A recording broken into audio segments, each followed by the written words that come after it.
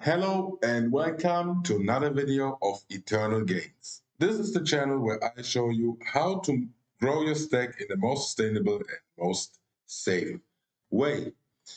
Today we need to talk about the general market structure because the first rule of a farmer is not to panic and to keep a cool temper, right? Now, I don't have a crystal ball, like I don't think anybody does. But we can look at the history and then basically make some assumptions about the future. Now, the reason for this video is this tweet from Mr. Yuri. Okay, he posted this picture, which is not exactly new, but this is basically a theory how the current market situation could play out. As you can see, we have this pattern, like simply sized over here, and we are right now in this situation here in this orange box. Okay, of course it's not exactly how it's drawn here, right? But it is kind of resembling the idea of this chart right here, and this is pretty much my view on the market as well. So I don't believe that this bull market is over. I don't think that this was it, right? I think we definitely have another leg upwards. That's how I think it's going to play out. So it's going to be something like that. And then maybe have a peak here, and then we might get the big drop, right? But if we look on the history of Bitcoin in this case, then what is important is to see, let's have a look right here. This is BTC. We need, actually we want this chart right here, okay?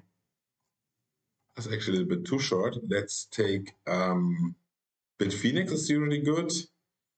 They have a long history, or of course Binance as well. So we get a little bit more data right here, okay? Now the picture is the same, as you can see. Now, if you see something like that, this huge red bar, then most probably this is like a glitch in the data. It's showed that the price came down to 8.7.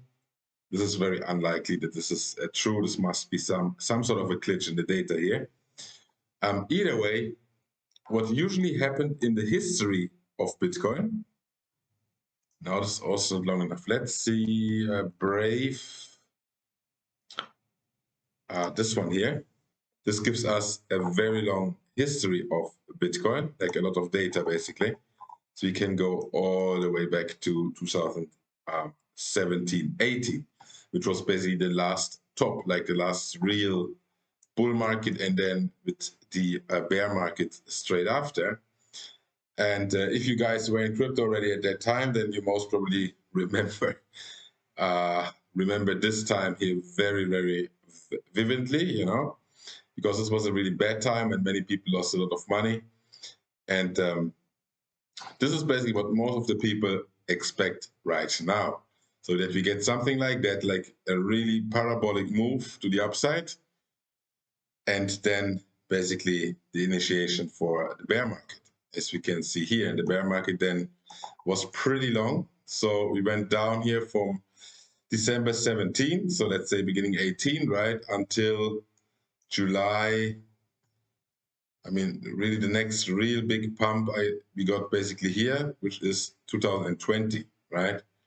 So we're having like a 2-year bear market almost. I mean, okay, we had a little relief ready right there, but then we went back down. So there were 2 years of pretty much suffering for many people. Anyway, so what many people expect is that we have to see something like in this area right here. So like a really parabolic move to the upside, and then a so-called blow off top, right? And then the initiation for the bear market. This is the assumption. This is what most of the crypto OGs wait for, including me, including myself. So this could be if we assume that we're going to have something like that coming again, then it could be that we are right now maybe somewhere in this area right here, right? We had this top, then we had a top which was a bit higher, we came a good bit down, but then we had this really nice rally to the upside, right? If we look at the current situation, right, then this is what I'm talking about. So we had this top, we come up, we have a higher top, we came down a little bit, but the expectation would be to turn around somewhere here and then make a nice move to the upside, okay? For us as farmers, of course, the price action is not so important as it is for traders, right? If you would be a trader, then the price action and the daily moves, or even like shorter time frames, like 4 hours or something, would be much more important. But for us as farmers, it is more important to just keep an eye on the overall structure of the market, right? Of course, we don't want to be too exposed to market risk, meaning to like the volatility of the market when there is a clear bear market, right? And we want, of course, to be more exposed if there is a clear bull market, okay? So right now we're in a situation where it could go both ways, absolutely. But from my experience and from what I'm seeing in the indicators and also what I'm seeing in the sentiment, I don't believe that this was the end of the bull market. This was the end of this trend. And this trend is pretty much, if you come from here, then you could say this is sort of an uptrend right here, okay? Or you could say there was an uptrend here, and then we started another one here, okay? And then maybe the next one looks something like this. So you see what's happening, the lows getting higher. And this is what you want to see, right? So the lows getting higher. This is ideally what you want to see. So there's definitely a little bit room to the downside. But again, I think we will see another leg up before we see another leg down, okay? Now back to the farming aspect. When we are in a situation as we are right now, then it is definitely a good idea. Of course, it would have been a good idea to start somewhere here, but I mean, it's still okay. Would be a good idea to look into some stable coins, because the stable coins preserve your capital, and this is what you want. And in my last video on the yield farming trio, I introduced you to Curve and Convex.